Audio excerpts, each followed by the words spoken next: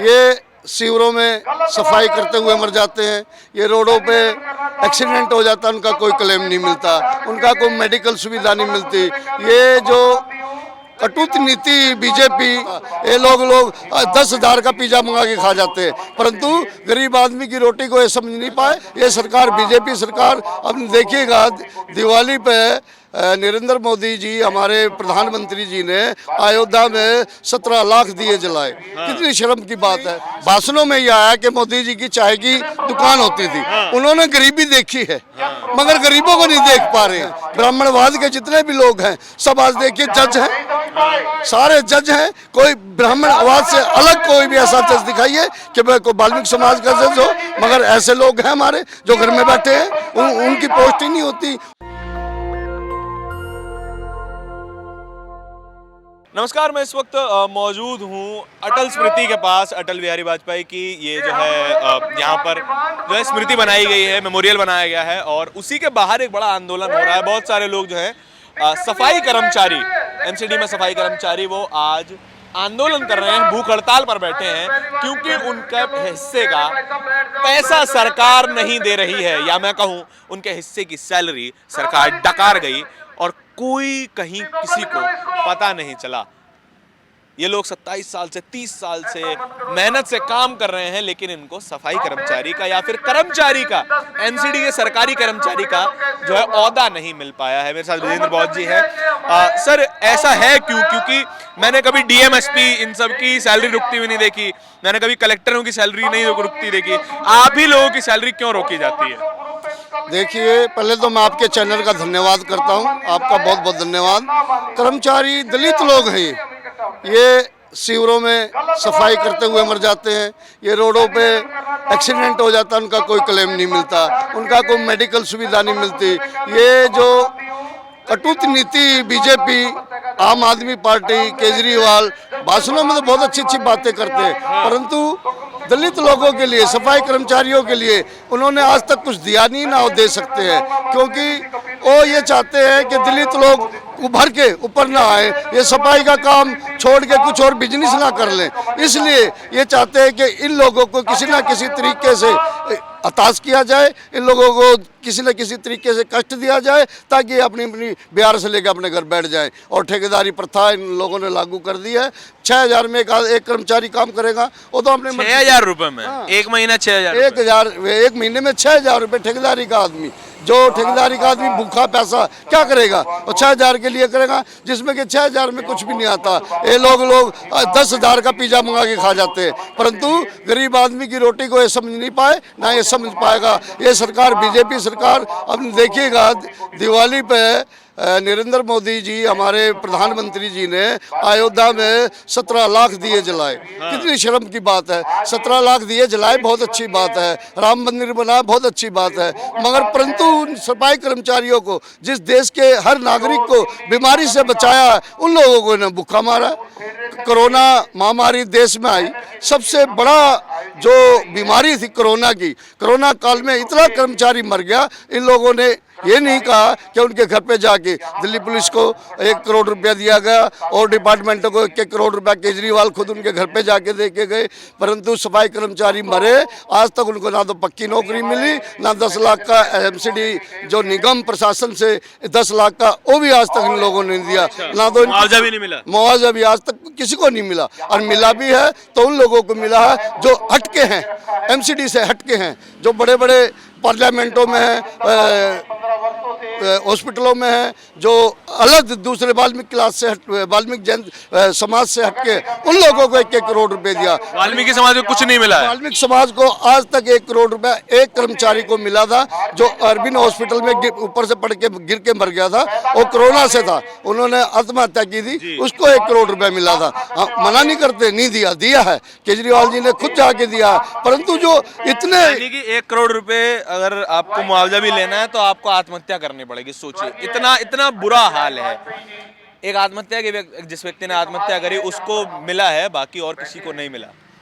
अब एक कर्मचारी 21 साल 18 साल का सफाई कर्मचारी भर्ती होता है, उसके सारा कागज सारे डॉक्यूमेंट अफसरों के पास होते हैं। सिर्फ कर्मचारी तो सफाई का अधिकार है, उसका सफाई का काम है, उसका पेन चलाने का काम नहीं है। उनको ब्लैक लिस्ट में डाल दिया जाता है।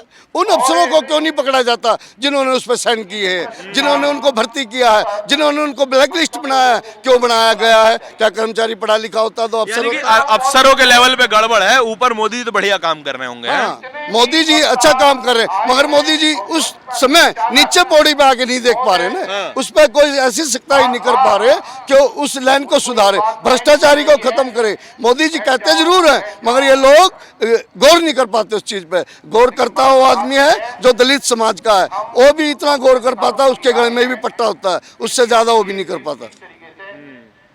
देखिए 18 घंटे काम करने वाले प्रधानमंत्री हैं, और अगर 18 घंटे का काम जो है वो जमीन पे काहे नहीं दिखाई देता? 18 घंटे बड़ी तारीफ होती है उनकी। तो अब देखिएगा, नरेंद्र मोदी जी किसी समय में हमने तो देखा नहीं, भाषणों में यह आया कि मोदी जी की चाय की दुकान होती थी।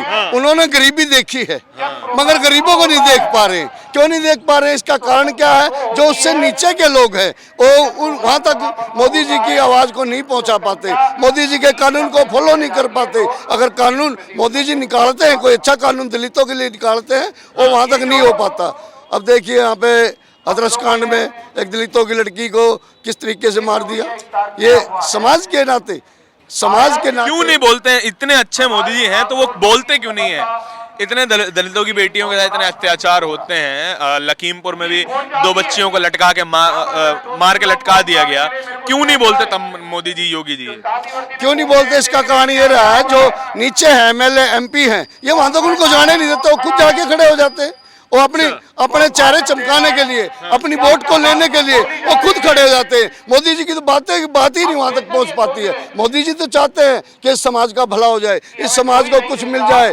पहले जो कांग्रेस सरकार होती थी, उसमें कांग्रेस सरकार में सफाई कर्मचारियों को फ्लैट मिलते थे, घर मिलते थे। आज ये रोडों पे झुग्गियां, पटड़ियों पे झुग्गियां नहीं। अब आप ये वाली बात बता रहे हैं कि फ्लैट वगैरह मिलते थे, ये टीवी वाला कोई देख लेगा बोलेंगे कांग्रेसी हैं आप।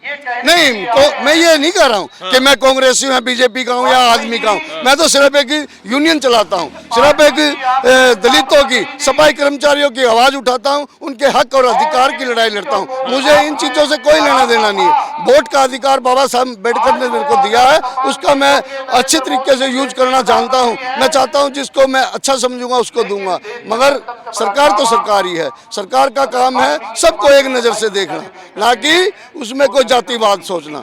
सरकार का काम है जिसने वोट देके प्रधानमंत्री बनाया, मुख्यमंत्री बनाया, MLA MP बनाया। आपके जो अधिकारी होंगे वो सारे शर्मा जी, वर्मा जी, ये सब होंगे, है ना? उनकी सैलरी कभी रुकी है?